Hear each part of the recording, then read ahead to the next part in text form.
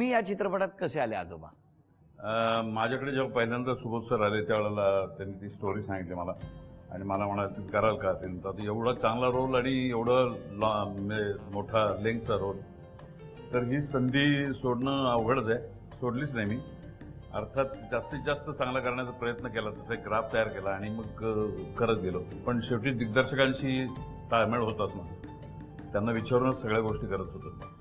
पण मग या चित्रपटात, कारण जे काही आम्ही आता प्रोमो बघितले त्या प्रोमोमध्ये तुम्ही मुंबई दाखवलेली आहे, मुंबईतही फिरता आहात, त्यानंतर ते विमान, कारण ना काहीतरी पुष्पक विमान, आध्यात्मिक त्याला एक बॅकग्राऊंड, अशा वातावरणामध्ये इतके असंख्य कलावंत आहेत खरं तर.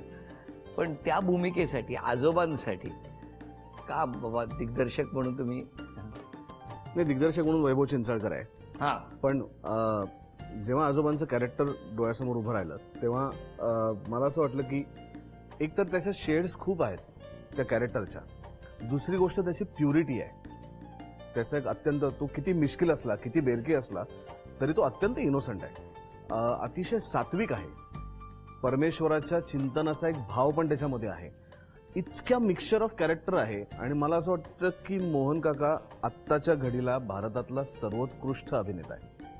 तर इतका मोठा अभिनेता जर मला सिनेमासाठी मिळाला तर माझं निम्म काम होऊन जातं, कारण तो त्याचं काम करूनच जाणार आहे. तो बॅटिंग करणार आहे, तो सेंचुरी मारणार आहे आणि तो मॅच जिंकून देणार आहे. त्यामुळे त्यांनी हो म्हटला, हे आमचं भाग्य की तो आमच्याबरोबर काम करायला तयार झाला. मी पुन्हा एकदा, परवा दिवशी आम्ही एक जी आता फिल्म आपली रेडी झाली आहे ती एक सगळ्यांनी मिळून आम्ही एकदा प्रिव्ह्यू केली सगळ्यांसाठी, जे टेक्निकल लोक होती त्यांच्यासाठी. आणि पुन्हा पुन्हा सिनेमा बघताना ते जाणवत राहतं की मी काय म्हणतो की ह्याचं काम आहे ना, आमची कामं ना फार वरवरची असतात, म्हणजे मशीन मेड साडी असते आमची. ह्याचं काम आहे ना, ते हाताने विणकाम जो करतो ना माणूस, जी नक्षी काढतो, आणि तो जेव्हा ती साडीवरती नक्षी काढत असतो तेव्हा आपल्याला कळत नाही की तो काय करतोय. आपल्याला असं वाटतं की किती वेळ लावतोय, काय चाललंय त्याचं, किती कंटाळवाणं प्रोसेस आहे ही. पण जेव्हा आपण ती पूर्ण झालेली साडी बघतो तेव्हा आपल्याला कळतं की ह्या माणसाने काय ह्याच्यात सौंदर्य भरलंय.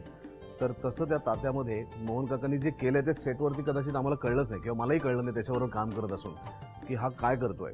पण सिनेमा बघताना त्यांनी जी जादूगिरी केली ना, त्यांनी जे विणकाम केले ना त्या भूमिकेचं, ते तुम्हाला सिनेमा बघताना कळतं की असं वाटतं की अरे हे आपल्याला तेव्हा का नाही कळलं जेव्हा आपण काम करत होतो शूटिंगला.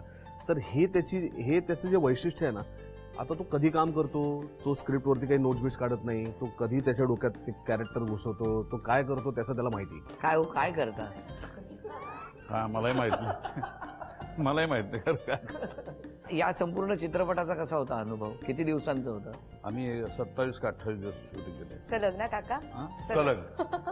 बऱ्याचशा गोष्टी नवीन घडल्या त्या सिनेमात, पहिल्यांदा घडल्यात या. म्हणजे माझं वेळेवर जाणं, वेळेवर घेऊन जाणं मला, किंवा मी 27 दिवस एक लागोपाठ शूटिंग करणं डे बाय डे, ते सुद्धा वेगवेगळ्या ठिकाणी. एकदा उत्तर तर एकदा दक्षिण डायरेक्ट, अशी आमची लोकेशन्स होती. एकदा काळवात, एकदा चर्चगेट वगैरे, असं ती आमची लोकेशन्स होती. एकदा घोडबंदर, तर एकदा काय बॉम्बे सेंट्रल वगैरे, धुळे, खालापुरात पण जाऊन पोहोचला होता. हो. हा, मग किती वेगवेगळ्या ठिकाणी तुम्ही चित्रीकरण केलं? भांडूपला तिकडे वर, बेंबीपाडा, हा. तिथे टेंबीपाडा, तिथे शूटिंग 10 दिवस केलं नाही. पण तिथले लोक खूप चांगले होते. तांदळ म्हणून फॅमिली होती, त्यांच्याकडे आम्ही उतरलो होतो आणि खूप चांगलं कोऑपरेटिव्ह होते तिथले लोक, चांगले होते. अजून कोण कोण आहेत चित्रपटात? चित्रपटात मोहन काका तर मध्यवर्ती भूमिका करतात, त्यांच्याबरोबर मी, गौरी, आम्ही आजूबाजूचे लोक आहोत. आणि मग सुयश झुंझुरके आहे, आणि मग बरीचशी नवीन जी खूप मराठी नाटकात काम करणारी मंडळी होती, अतिशय उत्तम अभिनेते असलेली सर्व मंडळी आमच्या जोडीला आहेत. तुम्ही या चित्रपटाचे भाग कसा काय? मला एका मैत्रिणीकडून कळलं की पुष्पक विमानचं ऑडिशन चालू आहे, आणि मला वाटतं तिने माझा फोटो दाखवला होता वैभव दादाला, कारण त्यांचा शोध चालू होता की फ्रेश चेहरा हवाय, नवीन चेहरा हवाय हे ठरलं होतं. तर ती मला म्हणाली साडी नेसून येतेस का लगेच, कारण त्यांना माझा फोटो आवडला. ते म्हणाले हिला लगेच बोलव, आणि मी कोकणातली होते असंही तिने सांगितलं. तर दादाला, शक्यतो दादा कोकणातला आहे, तर त्याच्या डोक्यात होतं की जे कॅरेक्टर आहे ते शक्यतो कोकणातलं. मी म्हणजे? दापोली, मंडणगड म्हणून जे आहे तिथून आज 27 किलोमीटर माझं गाव आहे, वेरळ म्हणून. तर मी तिथे, माझं ग्रॅज्युएशन पण तिकडेच झालं होतं, त्याच्यामुळे मला त्या भागाची. इंटर कॉलेजला वगैरे असायचा? हो, मी मुंबई युनिव्हर्सिटीला आली आहे, आणि मला वाटतं तीच माझी पहिली ऊर्जा होती की मी अभिनय क्षेत्रात काम करावं. कारण मी जी एकांकिका घेऊन आम्ही आलो होतो त्यात मला मुंबई युनिव्हर्सिटीला बेस्ट ॲक्ट्रेसचं प्राइज मिळालं होतं. बर. आणि त्या वर्षी माझं डिसाईड झालं की नाही मला या क्षेत्रात काम केलं पाहिजे आणि मी करू शकते. हा विश्वास मला वाटतं इथे मुंबईतच जेव्हा आले होते तेव्हा मला निर्माण झाला होता. पण मग आता तुम्ही मुंबईतच राहा. आता मुंबईत आता 8 वर्ष झाली मला मुंबईत येऊन. बर. तुम्ही या चित्रपटात हम्म. कारण अशी सगळी मंडळी होती बरोबर. एकीकडे निर्मात्या स्वतः बसलेल्या आहेत बरोबर, सुबोध दादा आहेत, मोहन सर आहेत. मग या सगळ्यांबरोबर कसं काय जमवलं? म्हणजे तुम्हाला कठीण गेलं की त्यांना? त्यांना कारण सर या अख्ख्या फिल्ममध्ये वैभव दादा आणि सुबोध सरांनी मला ताई हे टायटल दिलेलं आहे आता आणि मला ते निवडणुकीला वगैरे पण उभं करणार आहेत. आता ताई भांडूप मधून निवडून येणार वगैरे अच्छा. असं सगळं त्यांचा स्क्रीन प्ले पुढचा सगळा तयार आहे. आणि काका थोडे दिवस माझ्या बाजूने होते. त्यांना नाही, वाईट अजूनही, वाटायचं अजूनही. नाही काका थोडे दिवस माझ्या बाजूने होते. ते मला विचारायचे अगदी आपुलकीने, तुला कंटाळा नाही येत यांचा? तुला त्रास नाही होत? किती त्रास देतात दिवसभर? मी आपल्याला काका पुण्याला आम्ही गेलो, तिथे प्रेस कॉन्फरन्स झाली आणि मे बी काका पण पुण्याचे आहेत म्हणून ते घडलं की काय मला माहित नाही. येताना काका बदलले. काका त्यांच्या टीम मध्ये आहेत तेव्हापासून. आता ते मी आल्यावर उभे राहतात सगळेजण. मग विचारतात ताईनी चहा घेतला का, ताई आल्या का, ताईंचा मेकअप झाल्याशिवाय आम्ही नाही काही करणार. पण एक गोष्ट आहे की खूप मस्त माणसं आहेत आणि मी नेहमीच म्हणते की चांगल्या माणसांसोबत असण्याचा नेहमीच चांगला परिणाम आपल्याला मिळतो. सो तो या चित्रपटाच्या निमित्ताने असं मिळाला. वातावरण खेळतं पाहिजे ना, हसतं पाहिजे वातावरण. त्यांनी काम पण चांगलं होतं आपोआप खरंच आहे. आणि सहज होऊन जातं. आणखीन एक गोष्ट सर मला तुम्हाला हो हो सांगायची आहे. सांगा सांगा. मी जसं म्हटलं की मी कोकणात लहानाची मोठी झाली आहे आणि वेरळमध्ये आमच्याकडे आधी फक्त ब्लॅक अँड व्हाईट टीव्ही होता आणि सह्याद्री लागायचं फक्त आणि नॅशनल डीडीचा चॅनल. मला वाटतं आमच्याकडे कलर टीव्ही आणि डिश एकत्र आले आणि तेव्हापासून आम्ही कंटिन्युअस वेगवेगळ्या पैठण्यांचे रंग त्या टीव्हीवर पाहायला लागलो आणि फार इच्छा होती. म्हणजे मला वाटतं मी इतके वर्ष काम करते, सो ऑस्कर एका बाजूला आहे आणि होम मिनिस्टर एका बाजूला आहे. अरे म्हणजे बापरे. म्हणजे माझ्या सासूबाईंना मला ऑस्कर मिळाला तरी त्याची फार गंमत नाही वाटणार, पण मी आज होम मिनिस्टर मध्ये आहे याचं त्यांना अतिशय कौतुक वाटेल. आणि तुमच्याकडून इन केस मला साडी मिळाली अच्छा, एवढं हे सगळं सगळं साडीसाठी चाललंय. तर त्यासारखा दुसरा आनंद मिळाली किंवा नाही मिळाली तो पण आता हे तुम्ही नाहीये. घरी कोण कोण असता?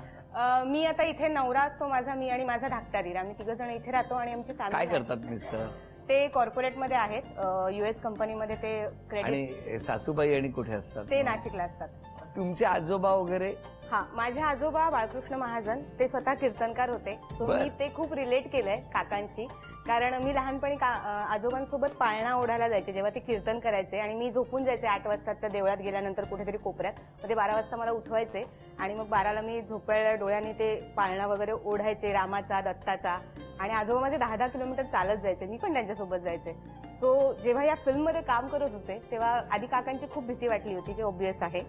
पण नंतर कुठेतरी खरंच मलाही माझे आजोबा भेटल्यासारखंच झालं या सिनेमाच्या निमित्ताने. आणि त्यांनी कधीच वारी केली नाही, विमानाचा कधी संबंधच नाही. विमान तर आम्ही जेव्हा गावातनं उडायचं तेव्हा बघायचो, अरे विमान आहे, कधीतरी आवाज आला तर सगळी फॅमिली बाहेर यायची विमान बघायला. सो हा चित्रपट माझ्या दृष्टीने त्या पद्धतीने पण खूप जवळचा आहे की आजोबाच माझे चित्रपटात आहेत असं मला वाटतं. तुम्हाला तुमचे आजोबा आठवतात? आठवतात. आमचे आजोबा म्हणजे अमरावतीला होतो आम्ही. हा. आमचं घर होतं मोठं आणि सगळी फॅमिली एकत्र असायची. त्यावेळेला आजोबा आमचे लाड पुरवायचे, म्हणजे पर्टिक्युलर माझे जास्ती पुरवायचे, कारण मी जरा खोडकर होतो आणि आजोबांना मी आवडायचो. त्यामुळे माझं आणि आजोबांचं चांगलं घट्ट होतं मैत्री. आणि मग कधी कधी हट्ट पुरवायचं नाही की मग ओरडायचे मला. कधी कधी म्हणायचे, जास्त किती मागतोस तू, काय चाललंय काय. एक रागवणं पण होतं, एक धाक पण होता त्यांचा, पण तितकेच प्रेमळ पण होते आमचे आजोबा. आईचे वडील नाही बघितले मी, पण वडिलांचे वडील बघितले. तुम्हाला तुमचे आजोबा आठवत आहेत. दोन्ही आईचे वडील आठवत आहेत, वडिलांचे वडील नाही आठवत. म्हणजे आय हॅव फॉन्ड मेमरीज त्यांच्याबरोबरच्या. कारण ना या चित्रपटाच्या निमित्ताने ना या ज्या 2 पिढ्या आहेत, एक आत्ताची नातवांची पिढी आणि आजी आजोबांची पिढी, त्यातल्या आजोबा आणि नातू हे जे रिलेशन आहे ना ते बऱ्याचदा म्हणजे असं ठळक होणार आहे. खरंच तर सगळ्याच घरांमध्ये असतं ना, ते घरात युनिव्हर्सल आहे. युनिव्हर्सल. आणि आजोबा हे जास्त जवळचे वाटतात बऱ्याचदा, कारण का मला माहित नाही. कारण मी तुला सांगू का वाटतं, कारण आपण जेव्हा तरुण होत जातो, शाळेतनं कॉलेजमधनं अजून पुढचं काहीतरी करत जातो, तेव्हा आपल्याला आधीच्या पिढीबद्दलचा एक आकस असतो आणि आपल्याला काहीतरी नवीन करून दाखवण्याची एक उर्मी असते आणि आपण खऱ्या अर्थाने बंडखोरी करायचा प्रयत्न करत असतो. आणि आपल्या बंडखोरीला खतपाणी घालणाऱ्या घरातली एकच व्यक्ती असते, ती म्हणजे आजी किंवा आजोबांची.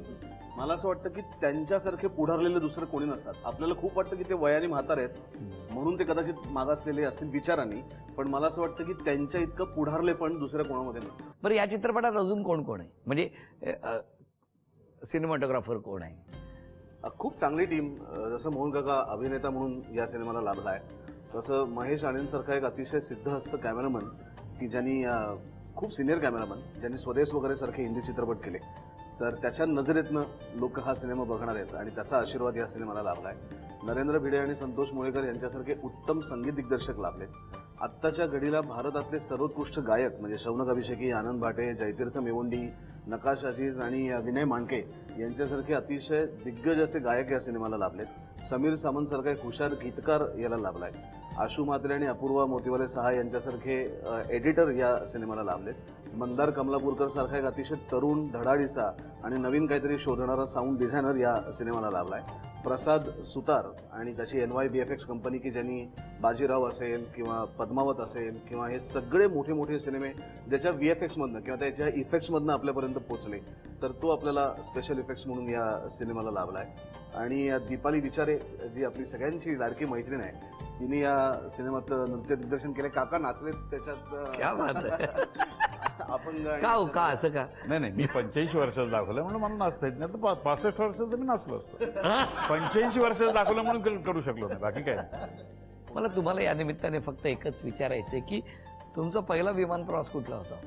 मी मॉरिशसला गेलो होतो पहिल्यांदा विमान.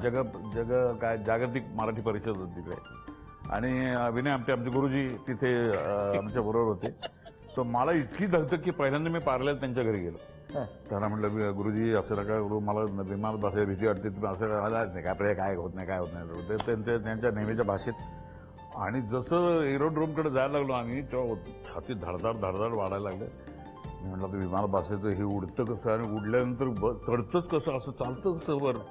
मी एवढं हेवी असतं ते, वर तरंगतं कसं काय हवेमध्ये. आश्चर्य वाटलं मला की न्यूटनचं आहे ना की वरनं टाकलं तर खाली पडतं, ते तसं ते मला वाटलं की हे वर जाऊन कसं काय व्हायचं. आणि 71चा ऍक्सिडेंट आठवायला लागला मला. हो, म्हणजे ते जम्बो गेलं ना समुद्रात, मुंबईला एअरपोर्ट चढलं आणि उतरलं खाली.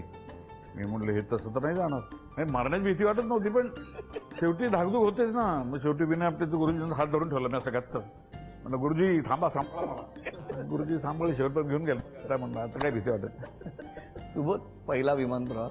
पहिला विमान प्रवास माझी अवस्था मोहन काकासारखीच होती. मुंबई ते दिल्ली हा पहिला विमान प्रवास होता. आणि एका कंपनीच्या एका नवीन प्रॉडक्टचं लॉन्च होतं, त्याच्यामध्ये आम्ही काम करत होतो. आणि दिल्लीला जाताना विमानात बसेपर्यंत मला भीती नाही वाटली. विमानात बसलो आणि जसं विमान वेग पकडतं ना टेक ऑफला, तिथे माझी तंतरली होती. माझा पहिला विमान प्रवास मी म्हणेन स्वप्नपूर्तीचाच होता. कारण मी तेव्हा पत्रकारिता करत होते आणि चिल्ड्रन्स डे निमित्त काही स्पेशल मुलांना एक जी विमान कंपनी होती त्यांना गुजरात बॉर्डरवरून ते फिरून आणणार होते आणि त्यासाठी काही पत्रकार त्यांनी बोलवले होते. त्यापैकी मी एक होते. आणि मला वाटतं तेव्हा माझं पहिलं विमान प्रवास किंवा पहिला झाला. आम्ही गुजरात बॉर्डरवरून फिरून आलो. त्या मुलांच्या मी काही मुलाखती केल्या छान, किंवा त्यांच्यासोबत आम्ही खाऊ शेअर केला. सो हा सगळा होता. आणि त्या मुलांच्या डोळ्यातला आनंद विमानात बसल्याचा, किंवा आपण हवेत उडलोय. पत्रकारिता म्हणजे मी मुंबईत आले होते अभिनय करायला.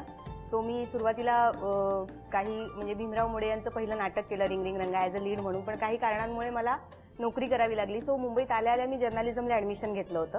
तर मी ऑलमोस्ट 4 वर्ष मी फक्त पत्रकारिता म्हणजे जनरल बीट किंवा ट्रान्सपोर्ट, MMRDA, म्हाडा यासारखी बीट सांभाळून मी 4 वर्ष प्रिंट, इलेक्ट्रॉनिक, सोशल मीडिया या तिन्ही माध्यमांमध्ये काम केलं. आणि जेव्हा मला परत संधी मिळाली, म्हणजे लग्नानंतरच मी म्हणेन तो टर्निंग पॉईंट होता, जेव्हा नवरा म्हणाला की आता बास, तुला जे करायचं ते कर. सो तेव्हा माझ्या पहिल्या प्रेमाकडे मी परत आले, अभिनयाकडे. अरे वा. खरं तर पूर्वी म्हणजे तुम्ही इतकी वर्ष चित्रपट करता सातत्याने, पूर्वी चित्रपटाची जी प्रक्रिया होती म्हणजे चित्रपट करणं, त्यानंतर त्याचं प्रदर्शन, तो कुठल्या तरी थिएटरला लागला, पोस्टर लागायची, जाहिराती व्हायच्या. सुरुवातीला म्हणजे तुमचं चित्रपटातलं पदार्पण आणि आत्ता याच्यात खूप बदल झालाय. खूप आमच्या काळात प्रमोशन वगैरे असं काही भांगडच नव्हती. आमच्या काळात फक्त थिएटरमध्ये हिंडायचं, नटांना घेऊन जायचं, कलावंतांना घेऊन जायचं, पहिल्या शोला सगळ्यांनी स्टेजवर उभं राहायचं, तिथनं आवाहन करायचं की यापुढच्या तुमच्या सगळ्यांना बाकीच्यांना सांगा, आणि मग तो कार्यक्रम आटवायचा, असं होतं. पण आता त्याचा फारच विस्तार झालाय. म्हणजे हिंदीमध्ये पण झालाय तो आता. त्याचं कारण पैसा इतका मागे लागला ह्याच्या, आणि कॉम्पिटिशन प्रचंड आहे. म्हणजे कोणाची फिल्म पुढे जाते आणि कोणाची फिल्म मागे राहते, असे ते त्या धकाधकीच्या ह्याच्यात ते सगळं चाललेलं आहे. आणि प्रत्येक जणाची इच्छा असते की माझी फिल्म चालावी, असं काही त्यात गैर काहीच नाही. का चित्रपट बघायचा आम्ही? फॅमिली बरोबर बघण्यासारखा एक तर चित्रपट आहे. तुमचं काय म्हणणं आहे? माझं म्हणणं असं आहे की हा चित्रपट अत्तरासारखा आहे, हे नातं अत्तरासारखं आहे. ते अत्तर आपल्याला दिसत नाही लावलेलं, पण त्याचा सुगंध आपल्या आजूबाजूला दरवळत असतो. तसे आजी आजोबांचं नातं आहे. ते नसले तरी सुद्धा त्यांनी त्या आठवणींचा जो सुगंध आहे तो आपल्या आजूबाजूला दरवळत असतो. त्या सुगंधाचा सुवास घेण्यासाठी या थिएटरमध्ये यायला पाहिजे. काय आम्ही खूप एन्जॉय केलाय, लोकांनी एन्जॉय करा अशी आमची इच्छा आहे आणि मनापासून केला आहे चित्रपट. सगळेच मनापासून करतात, अशातला भाग नाही की आम्ही काही एक्सेप्शनल असेल, अजिबात भाग नाही. पण आमची अशी इच्छा आहे की सगळ्यांनी येऊन बघावं, तो मित्रांना घेऊन बघावं, कुटुंबाने बघावं, मुलांना घेऊन बघण्यासारखं तर आहेच आहे, प्रश्नच नाही. तर माझं म्हणणं आमच्या सगळ्यांच्या कामासाठी तुम्ही सिनेमा बघावात अशी माझी प्रामाणिक इच्छा आहे. नाही, पण माझं तर म्हणणं आहे की हा चित्रपट नुसता बघावा नाही तर तो थिएटरमध्ये जाऊन सहकुटुंब सहपरिवार सगळ्यांनी बघावा. आणि कृपया कोणीही, तो मी नेहमी आवाहन करतो तेच, की कोणीतरी सीडी दिली, कोणीतरी पटकन काहीतरी एखादं मोबाईलवरती चित्रपट दाखवला तर कृपया आपण ठरवायचं की नाही, मी बघणार नाही, मी दुसऱ्याला बघू देणार नाही. खऱ्या अर्थानं मराठी चित्रपटाचा, मेहनतीचा तो सन्मान असेल असं मला वाटतं. तुमचं काय म्हणणं आहे? का बघायचं आम्ही? एकतर आजी आजोबा, नातू नात या सगळ्यांचं रिलेशन सेलिब्रेट करायला हा सिनेमा नक्कीच पाहिला पाहिजे. पण जे आमची टॅगलाईन आहे सिनेमाची की स्वप्न बघायला वय लागत नाही, आणि नक्कीच मोठी स्वप्न बघा, विश्वास ठेवा, ती पूर्ण होतात. तात्यांचं पूर्ण होतं की नाही ते आपण सिनेमात बघू. माझं स्वप्न नक्की या सिनेमामुळे पूर्ण झालंय. सो काकांना, सुबोध सरांना आणि थोडंफार मला जर बघायचं असेल, तुम्हाला खानदेश आणि कोकण याच्यातली जुगलबंदी पाहायची असेल, पाटवाड्यांची आमटी आणि फणसाची भाजी याची चव चाखायची असेल तर सिनेमा बघायला काहीच हरकत नाहीये, नक्कीच यावं लागेल. आपण मगाचपासून तू निर्माता म्हणून मंजिरीचं कौतुक करतोस, पण मला असं वाटतं की सिनेमा किंवा नाटक ही अशी गोष्ट आहे जी एका संघामुळे होत असते. आणि या सिनेमाच्या निमित्ताने आम्ही 5 मराठी निर्माते एकत्र आलोय. आणि असं म्हणतात की मराठी निर्माते एकत्र येऊन चांगलं काही करू शकत नाहीत, किंवा मराठी माणसं एकत्र येऊन चांगलं काही करू शकत नाहीत, पण मराठी माणसं एकत्र येऊन चांगलं काहीतरी करू शकतात हा विश्वास पुष्पक विमाननी पुन्हा एकदा सिद्ध होतो. मंजिरी तिचं नाव निर्माता म्हणून लागलंय, त्याच पद्धतीने अरुण जोशी आहेत, मिनल इंदुलकर आहेत, सुनील फडतरे आहेत आणि वर्षा पाटील आहेत. आणि असे 5 निर्माते एकत्र येऊन त्यांनी पुष्पक विमानची निर्मिती केली. त्याच पद्धतीने मला असं वाटतं की अजून एक उल्लेख महत्त्वाचा केला पाहिजे, तो म्हणजे झी स्टुडिओचा. कारण सातत्याने चांगल्या विषयाच्या आणि चांगल्या कथेच्या मागे, नवीन दिग्दर्शकांच्या मागे अतिशय विश्वासाने आणि ठामपणे उभी राहणारी अशी संस्था आहे. माझा पहिला चित्रपट कट्यार काळजात घुसली दिग्दर्शक म्हणून तो सुद्धा झी स्टुडिओचा होता. तेव्हाही अत्यंत खंबीरपणे ते माझ्या पाठीशी उभे राहिले. आणि याही चित्रपटाच्या निमित्ताने संपूर्ण झी स्टुडिओची संस्था या चित्रपटासाठी खंबीरपणे उभी राहिली आहे आणि हा सिनेमा तुमच्यापर्यंत पोहोचवण्यासाठी ते सज्ज आहेत. त्यामुळे माझ्या 5ही निर्मात्यांचे आणि झी स्टुडिओचे मी सर्व कलाकारांच्या वतीने आधी आभार व्यक्त करतो. क्या बात आहे. तेव्हा या सगळ्यांना खूप शुभेच्छा देऊया आणि या शुभेच्छांबरोबरच झी मराठीकडून ही भेटवस्तू तुमच्यासाठी. सर, झी मराठीकडून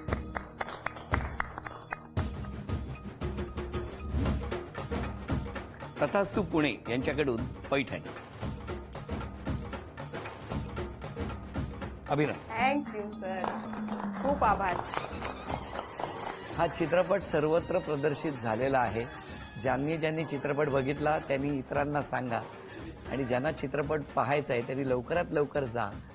आजोबा आणि नातू या 2 पिढ्यांचं हे नातं अनुभवूया भव्य पडद्यावर. आजचा भाग इथेच संपवूया आणि पुन्हा भेटूया नव्या पैठणीसह होम मिनिस्टरच्या पुढच्या भागात. नमस्कार.